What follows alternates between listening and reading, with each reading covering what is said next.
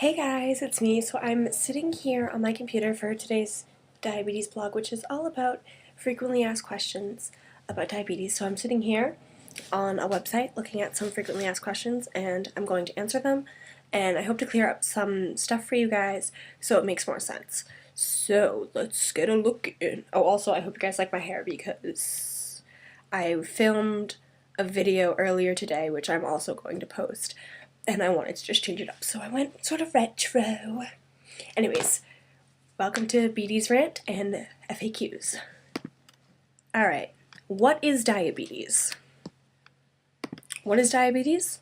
It is a disease where the islet cells in your pancreas, which create insulin, stops working. But that's only type 1. We'll get to furthermore into that in a minute. And you have to find a way to get the insulin into your body, whether it be through insulin pump, shots, and that's it. Yeah. Literally you have islet cells in your pancreas, which is, they do deliver the insulin. So basically, your entire pancreas works except for that 1%, which is where the islet cells are. So that answers that one, I hope. And if there are any confusion, I'm really sorry. I'm really trying over here.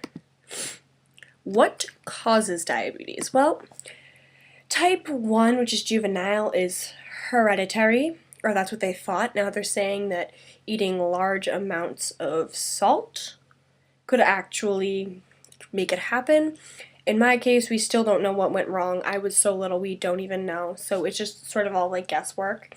But if you have type 2, it can be from stress and being just overweight. Be careful. Don't be overweight. I'm not saying it's a bad thing, but you just want to be so careful.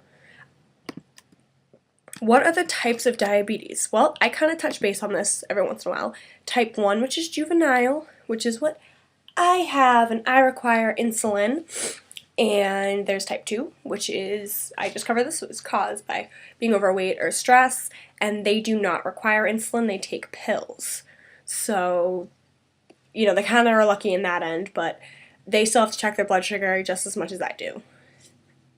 Yeah. How is diabetes managed? Okay, well, I touched base on this within the first question. So, through insulin pump therapy, through shots, if you're a type 2 diabetic, through like pills and exercise and diet. And diet actually plays a huge role in every diabetic's life. So, basically, shots, pumps, diets, exercise, and checking your blood sugar.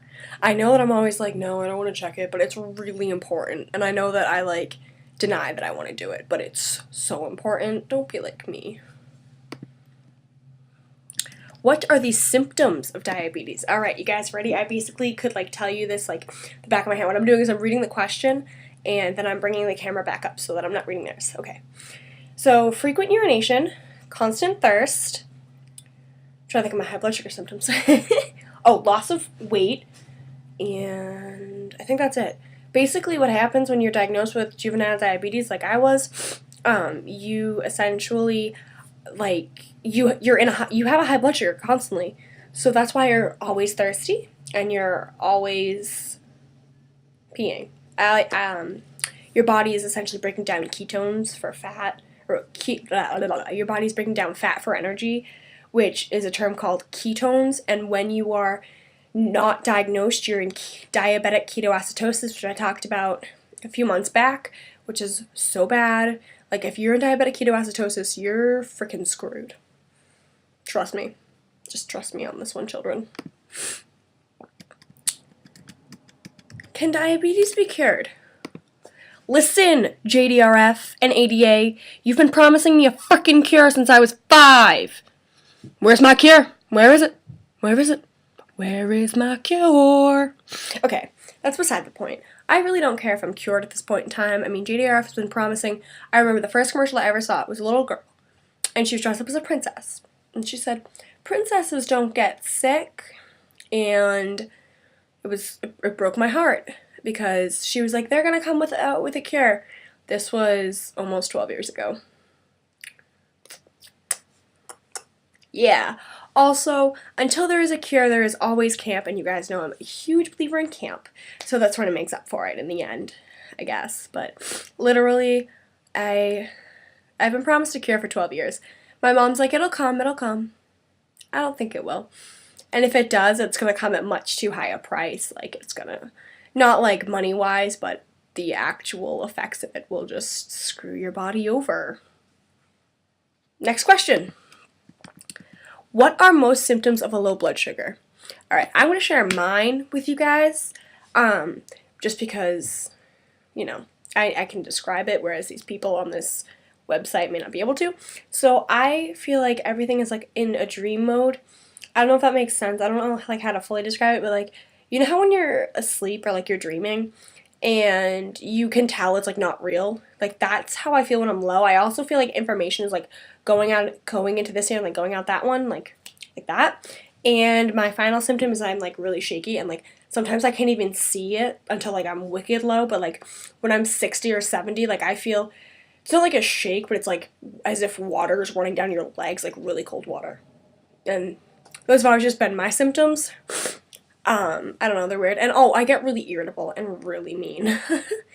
I also get that way when I'm high, so I really like have to be careful when I don't depend on my mood for highs and lows, because if I did that, I'd probably diagnose myself low, 85% of the time when I'm really high, because I tend to be, when I'm low, I'm just irritable and I can't take people being in my face, but when I'm high, I'm just flat out bitch.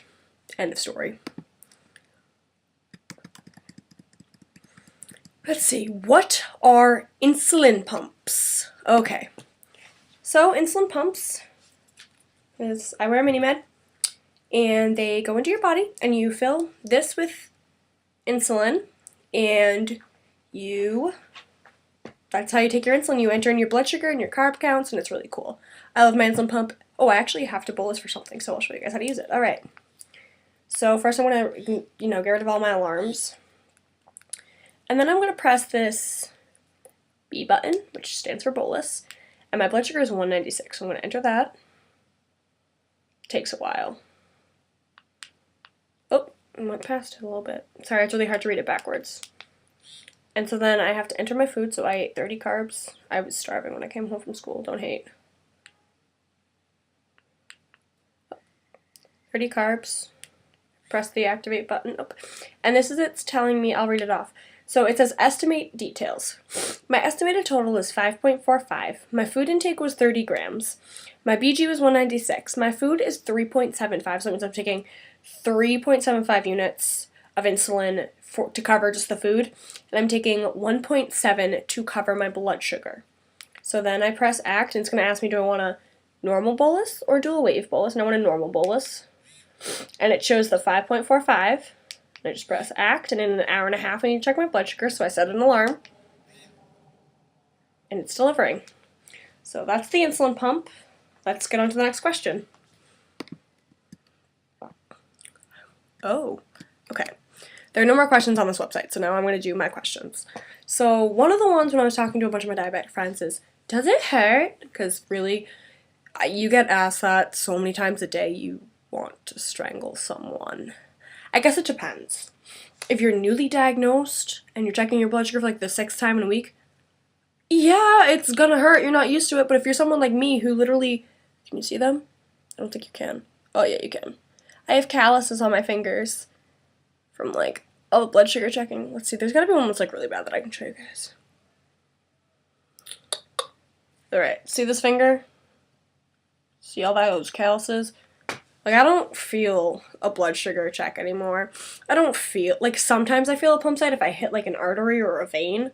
But I don't feel that anymore. But, someone who obviously has had less experience than me will probably feel it. But, to each one our own opinion. And the other one is, what are you doing? Because I don't get asked that as much now, but when I was younger I did, and it was really annoying, like, because I am a very independent person, and I tend to just sort of keep to myself, like, oop, all quiet. I used to hate it. People would be like, what are you doing? And I'd be like, friggin' checking my blood sugar. What does it look like I'm doing? You stupid? Really? I know, that's like an awful thing to say, but that's how I felt for the longest time. And like, I get asked that a lot at like work because obviously my coworkers don't really know much about diabetes and they just want to make sure I'm okay. And like, I'll put up with it for them because they really care about me and they are family to me. And obviously my kids ask me, and not like my kids, I don't have children running around in my bedroom. But like my students ask me, and obviously I'm going to tell them because if I can educate the world just piece by piece so that stupid things don't happen, I'm going to do it. You guys know that I am so committed to helping change the world no matter how I can, which brings me to my next thing. Frequently asked question I get a lot is, why do you come to camp? You guys know I go to camp so that I can make a difference. I feel like not enough diabetic kids know how much they are loved, and if they do, they feel like they're doing it all on their own, and I don't want that for any kid. It's not fair. And the final thing I want to say is I applied to be a diabetes advocate a few months ago, and I am very upset to get my response and that it was a no.